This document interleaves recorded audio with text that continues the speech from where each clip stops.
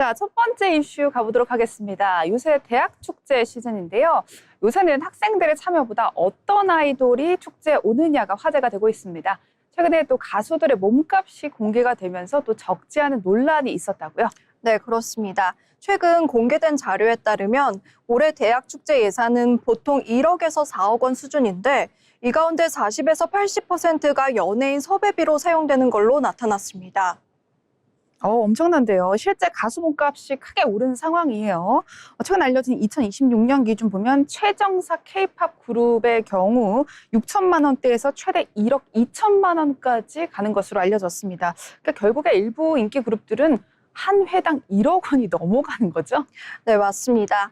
여기에 섭외 대행 수수료까지 추가되면서 부담이 더 커지고 있는데요. 실제로 일부 대학은 축제 예산의 절반 이상을 연예인 공연에 사용하고 있는 걸로 나타났습니다. 결국에 문제는 예산의 우선순위일 것 같은데 학생회비와 축제 예산이 공연에 집중되면 동아리나 학생복지 이런 것들이 미흡해질 수밖에 없을 것 같아요. 네, 물론 학생들에게 축제는 중요한 부분이지만 일각에서는 대학 축제가 학생 중심 행사보다 유명 가수 중심 콘서트로 변하고 있다는 우려가 나오고 있습니다.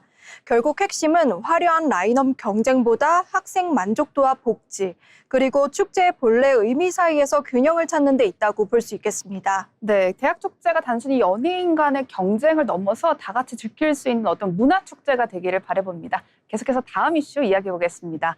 부산에서 열리는 방탄소년단 콘서트가 전석 매진이 됐다고 합니다. 근데 이 매진된 사실보다도 이 숙박비가 너무나 비싸서 논란이 되고 있는데 일부 숙소가 가격을 크게 올리면서 이 팬들의 부담이 커지고 있다고 하죠. 네, 그렇습니다. 콘서트 기간 국내외 팬들이 부산으로 대거 몰리게 되는데요.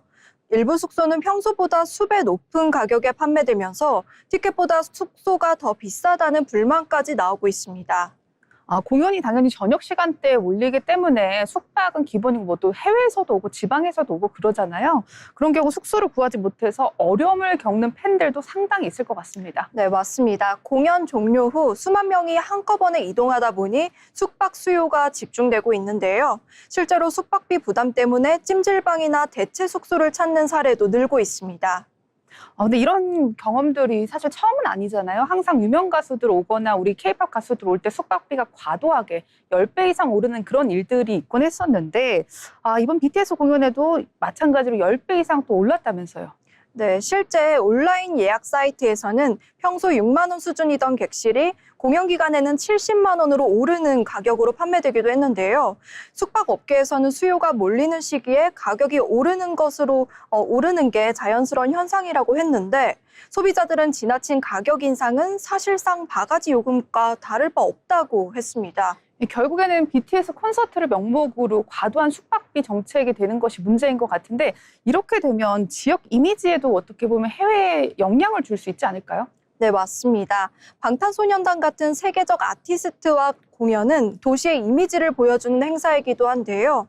단기적인 수익보다 방문객들에게 좋은 경험을 제공하는 것이 장기적으로 지역 관광 경쟁력을 높이는 길이라는 지적에서 나오고 있습니다. 네, 세계 각국의 팬들이 찾는 만큼 이번 공연 K-팝 팬들에게 좋은 이미지 됐으면 좋겠습니다. 계속해서 다음 이슈 보시죠. 자, 나홍진 감독의 신작 영화 호프에 대한 이야기입니다. 전 세계 200여 개국에서 판매가 되면서 화제를 모으고 있는데 해외 선판매만으로 제작비 상당 부분을 회수한 것으로 알려지면서 벌써부터 신작에 대한 기대감이 크죠. 네, 그렇습니다. 영화업계에서 해외 선판매는 작품에 대한 시장의 기대를 보여주는 중요한 지표인데요. 호프는 글로벌 배급사들이 판권 확보에 나서며 약 200억 원 규모의 선판매 성과를 거둔 것으로 전해졌습니다. 한국 영화가 개봉 전부터 이 정도 관심을 받는 것은 매우 이례적입니다. 워낙 유명한 나홍진 감독의 작품이어서 큰 인기몰이를 한 것도 있을 것 같고 거기다가 유명한 해외 배우도 참여를 했었죠? 네, 맞습니다. 추격자 황해, 곡성을 연출한 나홍진 감독에 더해 할리우드 배우들이 합류하면서 글로벌 시장의 주목을 받고 있습니다. 작품은 1980년대 비무장지대를 배경으로 한 SF 액션 스릴러입니다. 네, 이번에 주목할 만한 부분은 한국 영화가 해외 진출하는 방식이 달라졌다라는 점인데요.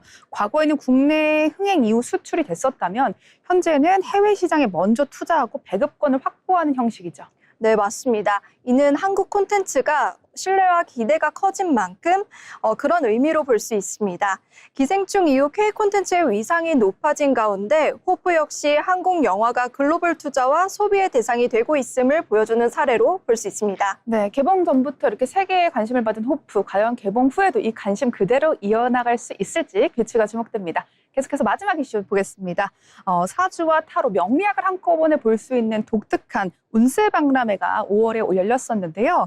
사전 신청자가 10,000명을 넘기면서 큰 관심을 모았습니다. 한때는 미신으로 알려졌던 것들이 지금은 굉장히 선풍적인 인기예요. 네, 그렇습니다. 현장에서는 사주 상담과 오행 진단을 받는 2030 세대를 쉽게 볼 수 있었는데요.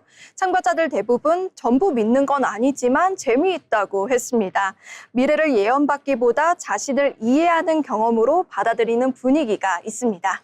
그러니까 예전에는 MBTI가 뭐예요? 이렇게 물어봤었는데 요즘에는 화기운이 많다, 수기운이 많다 이런 이야기들을 2030 친구들이 하고 있더라고요.